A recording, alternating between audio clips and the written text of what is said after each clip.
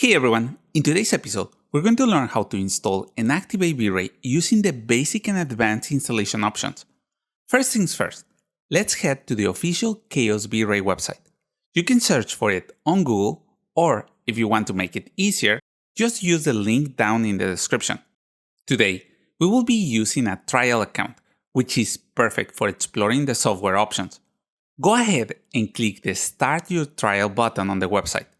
When you click it, you will land on a registration page, where you will need to add a valid email, enter your first and last name, and create a strong password. Once everything's filled in, hit Create Account. Next, check your email for a confirmation link. After you click that link, you might see a few quick questions about your profession or company size. Fill those in, and you will then see two options on your screen: Manage your license and Discover Plans and Pricing. We're going to select Manage your license to keep moving forward. In the License Management section, you will see all your active licenses. Here, you can filter products, check activation and expiration dates, and view available cloud credits. There is also a Downloads button here as well. Let's click on that. Now, on the Downloads page, find Vray for 3ds Max and pick the version that matches the one you're using. Once you have downloaded the right version, double-click the installer to kick off the installation process. The installer will show up with two options: Basic Install and Advanced. Before continue, just make sure you have checked the boxes to accept the End User License Agreement and the Global Consumer Privacy Policy. Now, let's look at the basic installation. Just click the Install button and the installation will kick off automatically. If you already have an older version of Vray installed, don't worry, this process will handle it for you. It will first uninstall the previous version before setting up the new one, all without any input. Once installation is done, you will see an option to check or uncheck the anonymized telemetry bots. This simply lets you decide if you want to share anonymous usage data with Chaos. Once you have made your choice, go ahead and click Done. Alright, now onto the Advanced installation for those wanting a bit more of control. Click on Advanced, and here we had 3 installation options. Workstation is a full installation with all the components, perfect for most users. Render Server will install the components for the computer to be part of a network rendering setup. And lastly, Standalone Render Server installs only the Vray standalone and GPU render servers, ideal for distributed rendering setups. Let's go with Workstation for now and then click Continue. Next up, you will decide if Vray should be available for all the user profiles on your computer or just your profile. You can also change the installation directory here, but unless you have a specific reason, I recommend keeping it as is.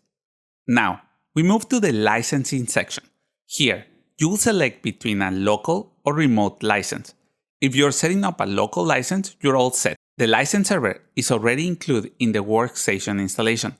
For a remote license, you will just need to enter the IP address of your primary or alternative license server.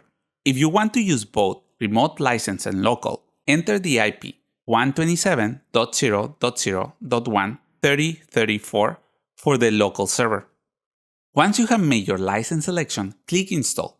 Just like before, Vray will automatically uninstall any previous versions and install the new one. When it's all done, hit Done to complete the setup. You will be taken to a browser page with a confirmation of successful installation, documentation, and the license server address where you can activate your license. Now, let's activate the Vray license. Start by opening 3ds Max. Then, press F10 to bring up the Render Setup menu. Make sure Vray is set as the default render by going to the Render section. Once you got Vray selected, go over to Settings. Here, you will find 2 key options in the Authorization section. Edit License Server Information. Use this if you want to update the IP address for your license server. For local setups, you will want to set up the IP to 127.0.0.1 and the port to 3034, which are the default settings for Vray local license server. The next option is Manage Chaos License Server.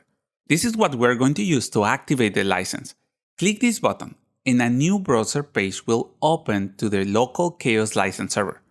Log into your account here, and Vray will automatically activate any licenses available on your computer. Once you are on the license management page, you will see details about your active licenses. Click the 3 lines in the top right to open a menu where you will find notifications, settings, help, and about. For more details on any product, click on its icon, like for example the Vray collection. These will show you specifics about your license, such as the type and how many licenses are available or in use. This feature is especially helpful for studios with multiple licenses. And that's it! You're all set to start creating amazing visuals with Vray in 3ds Max. Hope you enjoyed the video. Don't forget to click the like and subscribe button. If you have any questions, let me know in the comment section below. And thank you for watching.